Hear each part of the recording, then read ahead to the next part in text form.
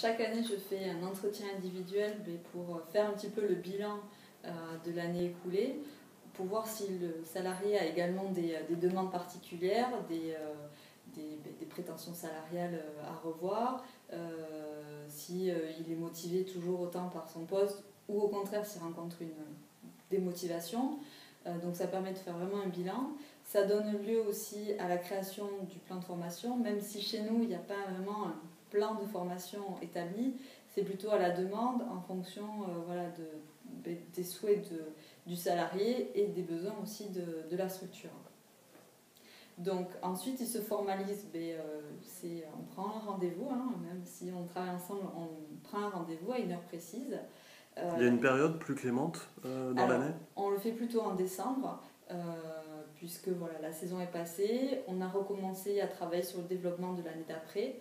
Donc ça permet un petit peu de poser les choses.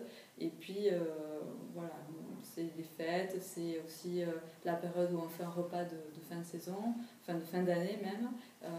Donc c'est plutôt en décembre qu'on le fait. Alors pour l'entretien individuel, je commence par donner l'information aux salariés donner le cadre en fait.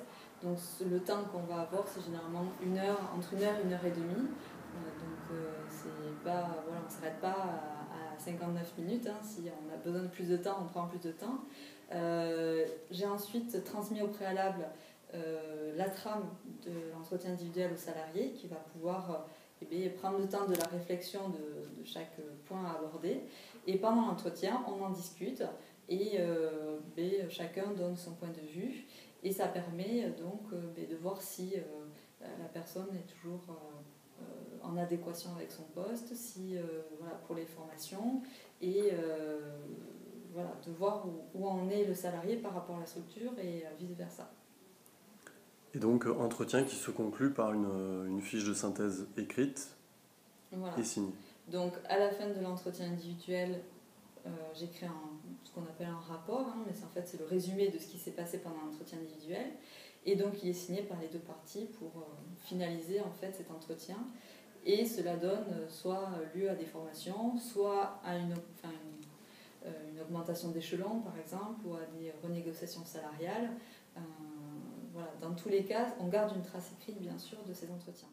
Alors ils sont organisés en fin d'année, donc on a une petite...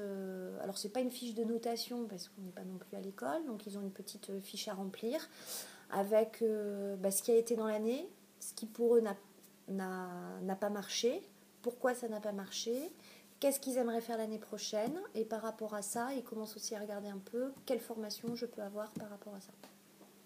Donc c'est un papier qu'ils remplissent, qu'ils me donnent ensuite.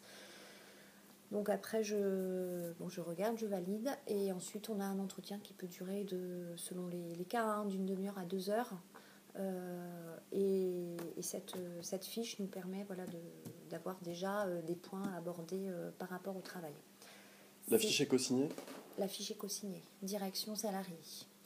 En sachant aussi que c'est des moments que l'équipe en général apprécie, puisque c'est vraiment les seuls moments quelque part où on peut vraiment avoir des conversations hors temps de travail, etc., mais vraiment avoir une conversation aussi sur leur avenir, sur la construction de leur carrière, et aussi peut-être sur des choses dans lesquelles ils ne sont pas sentis bien.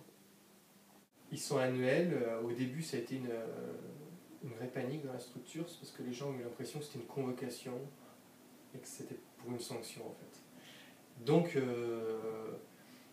les premiers entretiens avaient un objectif très clair, ça a été de finaliser les fiches de poste avec les salariés. Parce qu'au début, il n'y avait pas de fiches de poste, personne n'en avait.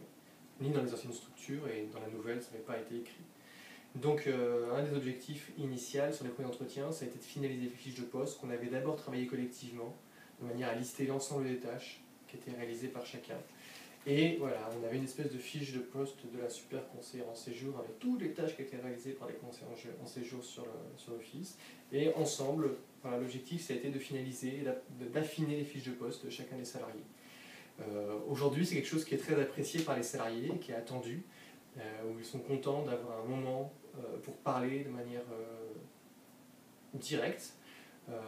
L'un des principaux objectifs, c'est de faire un point sur les objectifs de l'année, de définir ceux à venir. et puis aussi de faire un point sur les souhaits de formation et les demandes de formation des agents. Et ce que l'entreprise aussi souhaiterait qu'ils suivent